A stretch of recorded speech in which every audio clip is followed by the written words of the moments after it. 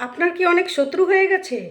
অকারণে আপনার অসুবিধা করছে, বাধা সৃষ্টি করছে, অকারণে আপনার লস উঠাতে হচ্ছে, শত্রু অনেক বাধার সৃষ্টি করছে, তাহলে এই উপায় আপনার জন্য। শত্রু আপনার কিছুই করতে পারবে না এই উপায় করলে পরে। এটা শনিবারে করতে হবে, যে কোনো শনিবারে করতে হবে। যদি অমাবস্যায় শনিবারে করতে পারেন তো খুবই ভালো হয়।